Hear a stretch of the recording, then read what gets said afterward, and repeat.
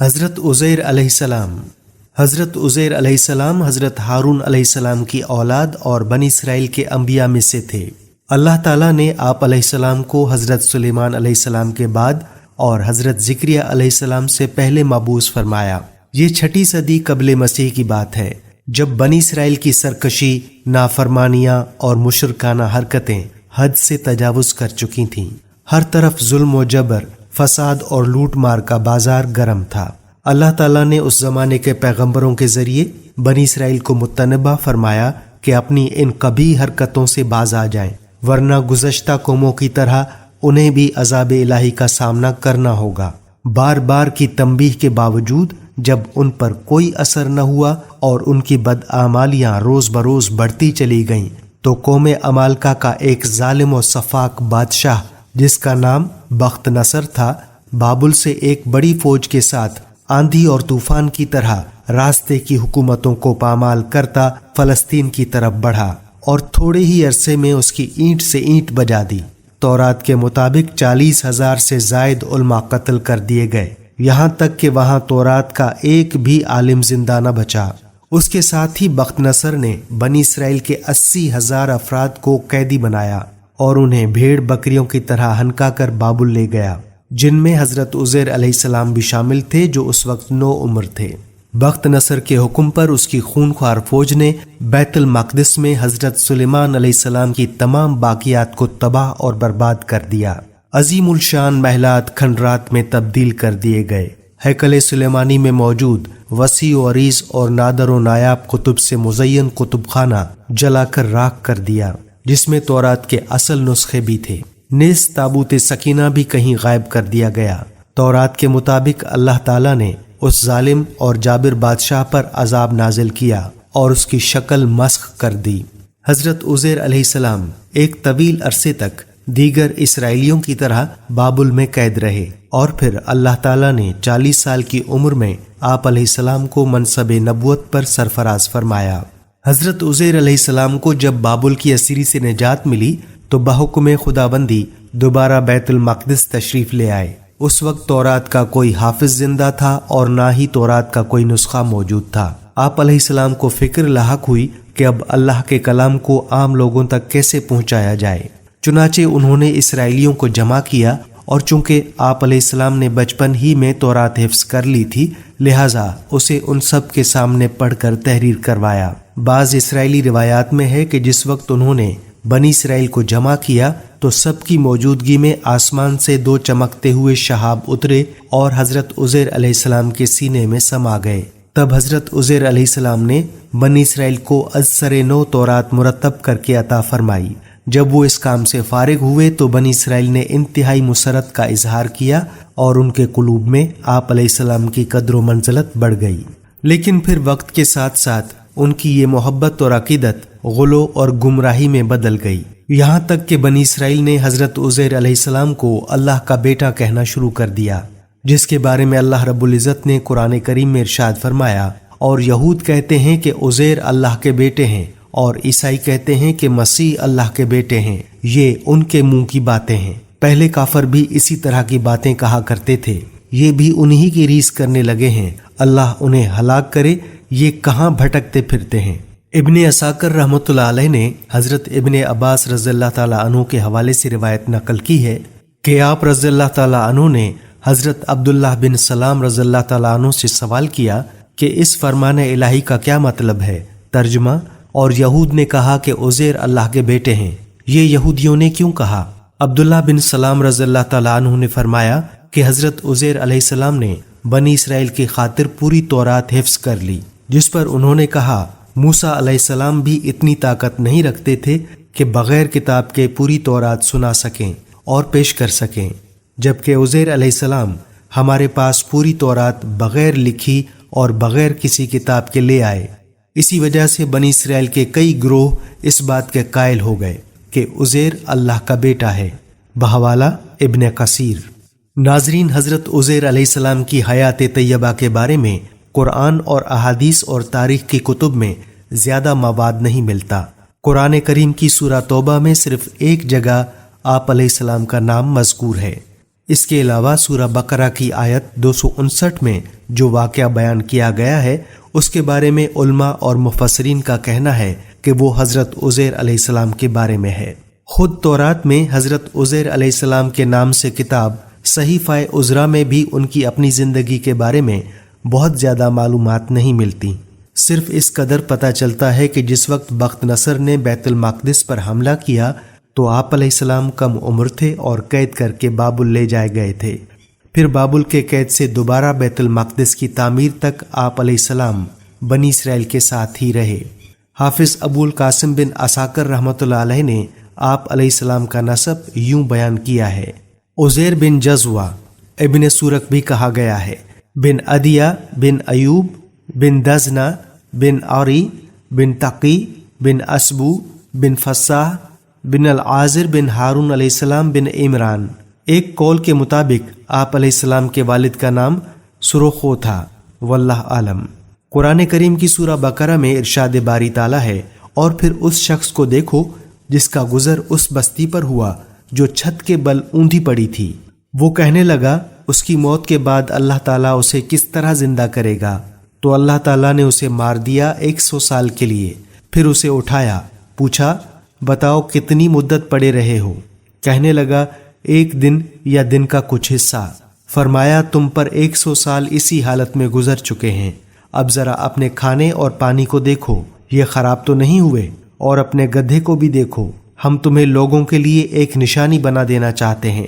پھر دیکھو کہ ہڈیوں کے اس پنجرے پر ہم کس طرح گوشت پوست چڑھاتے ہیں۔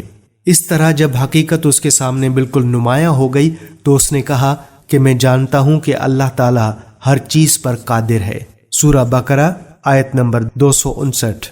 مفسرین فرماتے ہیں کہ اس آیت میں جس شخص کا ذکر ہے وہ حضرت عزیر علیہ السلام ہیں۔ حضرت علی رضی اللہ تعالیٰ عنہ، حضرت عبداللہ بن عباس رضی اللہ تعالیٰ عنہ اور حضرت عبداللہ بن سلام کا رجحان بھی اسی جانب ہے کہ یہ واقعہ حضرت عزیر علیہ السلام سے متعلق ہے۔ بحوالہ تفسیر ابن کثیر جلد 1 صفحہ نمبر 314۔ مفسرین فرماتے ہیں کہ جب حضرت عزیر علیہ السلام کو بابل میں نصر بخت کی قید سے نجات ملی تو اللہ تعالیٰ نے انہیں حکم دیا کہ اب تم واپس بیت المقدس جاؤ، ہم اس کو دوبارہ آباد کریں گے اور ایک خوبصورت اور پر رونق شہر بنائیں گے۔ چنانچہ وہ جب وہاں پہنچے اور شہر کو تباہ اور برباد اور کھنڈر پایا تو حیرت اور تعجب کے ساتھ بے اختیار ان کے منہ سے نکلا، اس مردہ بستی کو کیسے زندگی ملے گی؟ اللہ جل شانہ کو یہ بات پسند نہیں آئی۔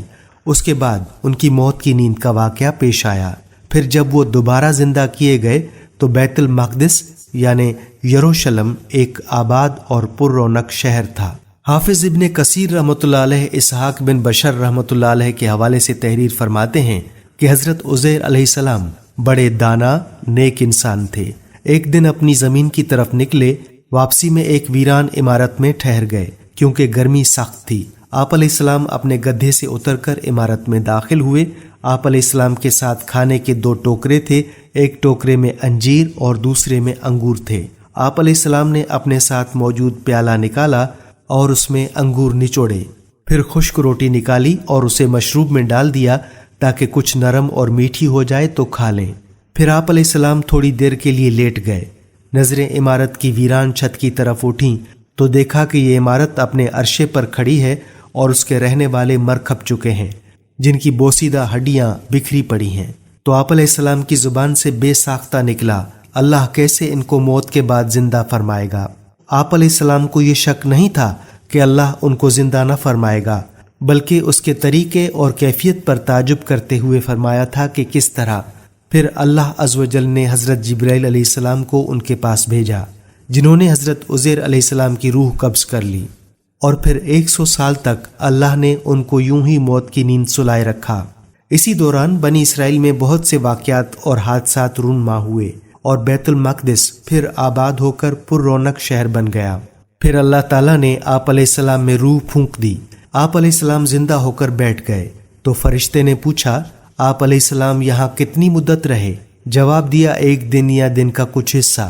دراصل آپ علیہ السلام دن کے شروع میں آرام فرما ہوئے تھے اور اس وقت غروب آفتاب کا وقت تھا۔ فرشتے نے کہا نہیں، بلکہ آپ علیہ السلام 100 برس تک اسی حالت میں رہے ہیں۔ आप अलैहिस्सलाम अपना खाना पानी देखिए, अपने खाने पानी को देखिए जो बदला तक नहीं।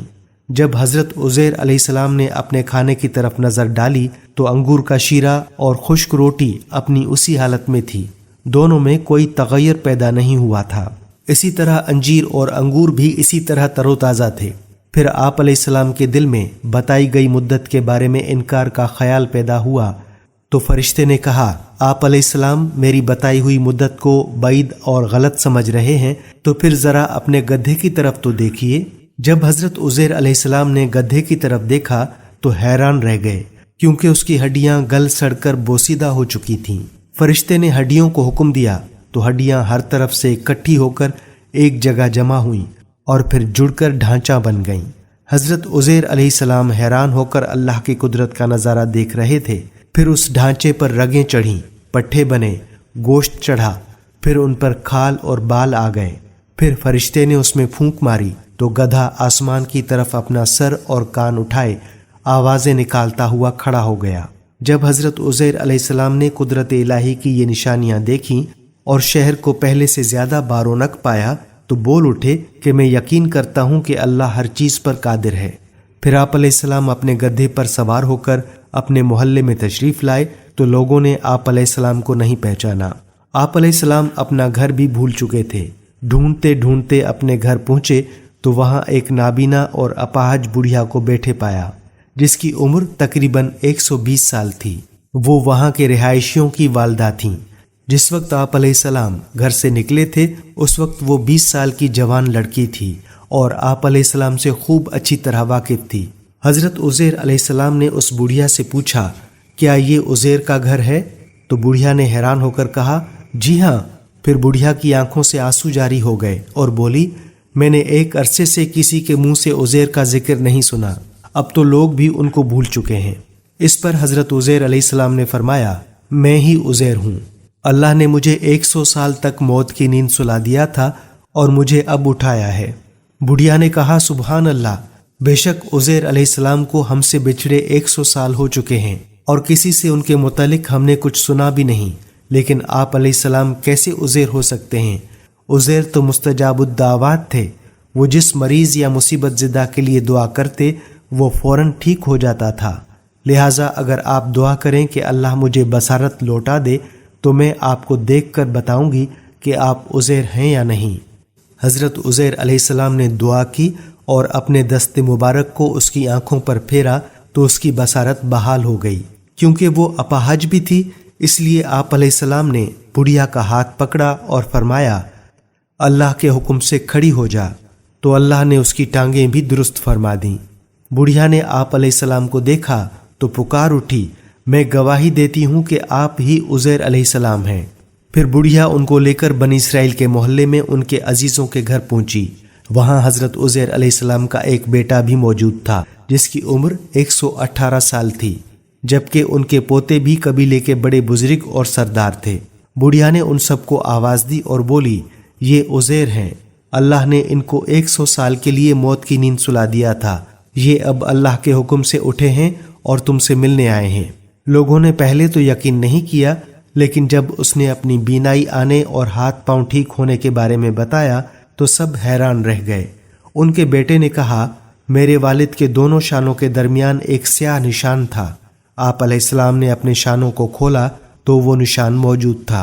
फिर बनी इसराइल ने कहा, हमारे अंदर कोई तौरात का हाफिज नहीं था सिवाय हजरत उज़ैर अलैहिस्सलाम के, और बख्त नसर ने तौरात के सारे नुस्खे जला दिए थे। लिहाजा आप अलैहिस्सलाम हमारे लिए तौरात को लिख कर दिखाइए। हजरत उज़ैर अलैहिस्सलाम के वालिद ने बख्त नसर के अयाम में तौरात के एक असल नुस्खे को दफन कर दिया था और आप अलैहिस्सलाम के अलावा किसी को उस जगह का इल्म नहीं था।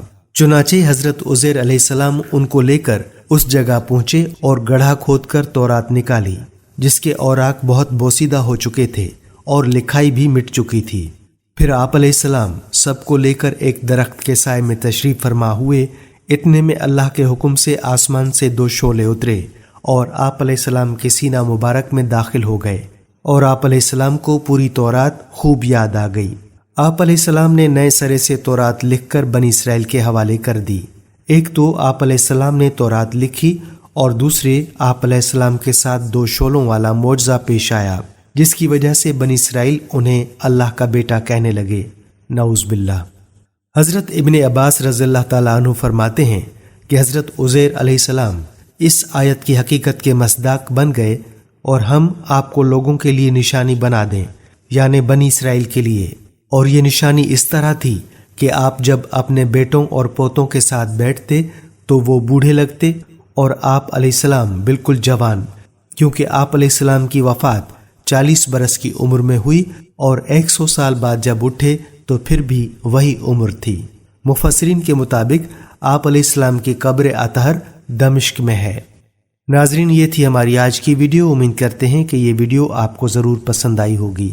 اگر یہ ویڈیو آپ کو پسند آئی ہے تو اپنے دوستوں کے ساتھ زیادہ سے زیادہ شیئر کریں، اور اگر آپ نے دستور حیات کے پیج کو ابھی تک فالو نہیں کیا ہے تو فالو کر لیں تاکہ اس طرح کی مزید اصلاحی، معلوماتی اور دلچسپ ویڈیوز آپ تک پہنچتی رہیں۔ اب ہمیں اجازت دیجیے، اللہ حافظ۔